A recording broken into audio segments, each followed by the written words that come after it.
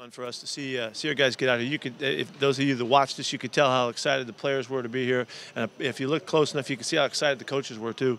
This is a big day to get this thing started. We know we have a nice football team coming back, and now we want to see what can these guys do to help us. And boy, there's a lot of fun, bright spots to see on the first day. So. I don't think anybody had a problem today. Everybody did good stuff across the board, and I'll let you ask about those individuals. But it was really fun to get back at it, and that was a really good first day of work. Malik McDowell, I guess, just in particular, with the really early impression. Well, instantly, almost, you can see how comfortable he is with his movements, his body control and stuff.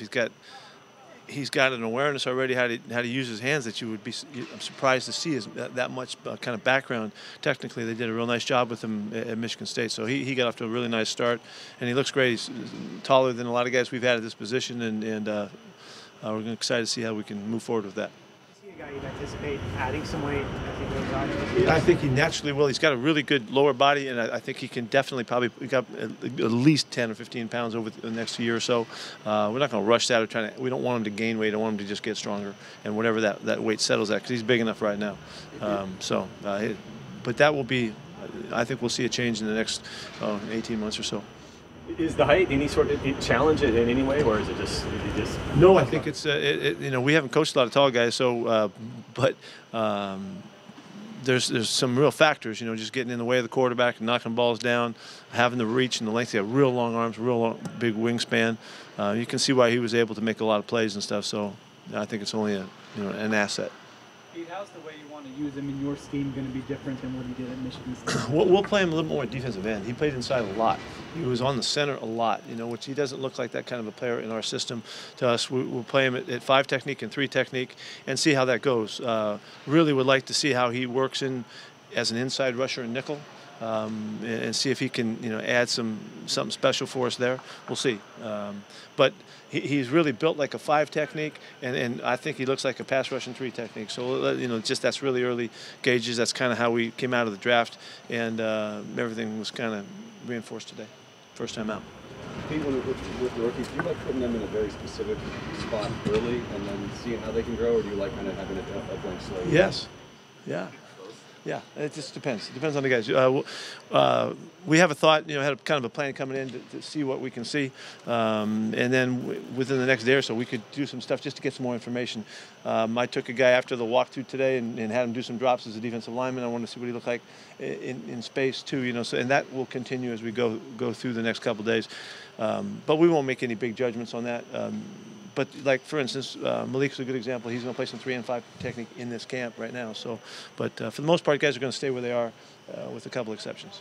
With Posick, you want him a lot of tackle early, or you want to? Yeah, he's working. He'll work to show us about his snapping ability too, because he has the potential to be a snapper, which is good. We want him to play tackle right now and see how that works out, knowing that he can play all 3 spots. Tackle is the one we've seen him the least at. So we just want to see in the first few days, kind of get a gauge for that and see how that's going to work out. He's already studied his tail off to get here. You can tell he's a bright football player, really tuned in. Just all of the right signals in the first day and a half he's been here, as far as being ready to apply himself. He's had a great experience at LSU. He's played a ton of football, and it shows. What is it about him that makes you think tackle might be the right spot? Well, he's 6'6", and he's got 310 or something. He's big enough, he's strong enough. I just want to get a feel for his. We've seen so much of him playing center, and I don't think right now that's where he needs to focus. I know that he can back up just based on what we've seen. We're going to work him there so that we fortify that. But really, we want to see him in the other spots as we go through it. Tackle in this camp, and we'll see what happens after that. What are you looking to see from these 3 particular quarterbacks, and what's the backstory of Birdsong, and how is he different from the other? We just want to see what happens. Just throwing them out there. They had a great day today. Birdsong was on fire today, and I thought Skyler looked good. He's running around, looked very resourceful. Jake is really sharp in our system. He knows our stuff. It's awesome to have him in this camp. He can set the tempo and show how things are supposed to look. He looked very good again today. So we're just going to wait and see. Just take a long time and figure it out. Hopefully these guys get a long time. They can come back and get some more time with us. That's what they're trying to prove in this minicamp. You mentioned these guys have made some impressions right away. What were some of the things that stood out to you just in general? The defensive backs all looked the part. They all moved really well. They caught the ball really well. They looked fast. They just looked the part and felt very comfortable. There's a lot of playtime behind these two safeties in particular, and you can just tell. They're very savvy, very comfortable, communicated really well right off the bat, made a really good first impression. We saw Shaq take off a couple times, and he's really fast. He can fly, so we'll see how it goes, but those are good impressions there. I thought Nas did a real nice job inside too, and showed us some good movement. He's huge also. The fact that we get two big guys in this draft for the defensive line could be a real accent for us, and we'll see how that works out. But good first day. Receivers all caught the ball nice. You saw David Moore had a couple good play, big play down the field, caught the ball underneath, showed a good shake and bake that he's been kind of noted for, and so we saw a lot of the things that we kind of hoped to see, and I think pretty much across the board, and so it's a good start. Tyson at corner. What did you see out of him? Yeah, he did fine. Yeah, he looked. Gave me a little reminder about what Maxie looked like. First couple impressions we got from him. Do you get a little flashback to college coaching when it's all the young guys? There's a real sense of that. I think that's a good observation if you could see it. It's quite all right. They're just so bright-eyed. I had to tell them we had a 6 a.m. shuttle. I said, don't everybody get on the 6 a.m. shuttle today. We're going to start until 8:30, and we came out to practice today, and everybody was on the field about 20 minutes before we're ready to start. That's a little unusual, and they're just raring to go. They're filling up the meeting room real early too, and so they obviously understand rule number 3 in the program. How much do you throw at them? How much studying do they have to do? We try not to overdo it. We want to keep them in basic stuff so that we can see them play and show that they have some understanding of stuff more than how much can we unload on them. And I'm not really worried about the learning part of it right now. I like to get them in position so they can show us the variety of things that we'd like to see our guys do. And that's really the goal. It's not to just download a bunch of stuff and make them have to struggle with the learning. That's not what we want to get done right here. So we want to see them physically run around and show what they got. The 8 undrafted guys you signed today, what is it about those guys that you liked ultimately to bring them in? Well, for the most part, we looked at these guys, a bunch of these guys, as guys that we could have drafted. And you just run out of picks after a while. A guy like Jordan Roos, comes out of nowhere, and for us, he's not a drafted guy. He's a legit player, and we saw that on film, and you could see it just mixing in with the guys today. I don't know if you ever heard of him, but he's one of those guys. And there's a bunch of guys that we saw special qualities in. Steve Donatel looked good at tight end today, and we know he's a long snapper as well. You guys probably haven't heard much about him. And on, there's just a bunch of guys that we're excited about to see how they do.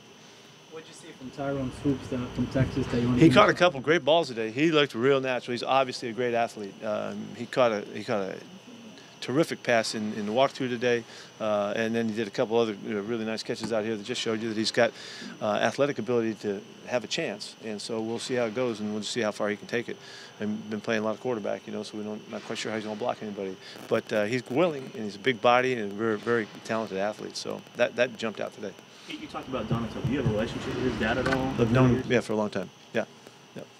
Of all the rookie cornerbacks you guys have brought in over the years, what have you noticed about the time it takes for them to adjust to the style that you guys play with? What was the position? The rookie, the young cornerbacks you guys have brought in. And so say the question again so I can hit it right for you. So, of all the rookie cornerbacks you guys have brought in over all the years, of the rookie ones, there you go. It It depends totally on the guy and on his background. We have a real specific approach to how we do this, and we know that there's a a learning curve that they have to go through. Some guys they understand the patience that it takes early on, and then the other guys it just takes them a while, and so it just depends. It's just been a variety of ways that the guys have picked the stuff up. We got off to a good start today. Guys looked the part, but tomorrow's a whole different story. So we'll see how they come back. This takes a lot of discipline. It takes quite a while. Probably one of the processes that you could have watched is to watch Deshaun shed. It took him quite a while. Not that he didn't learn well, it just took him a long time to figure out how he could best play at the line of scrimmage and utilize his length and his strength and the speed that he has and all the other his attributes. So it just takes it. I can't tell you. I wish I could help you more on that.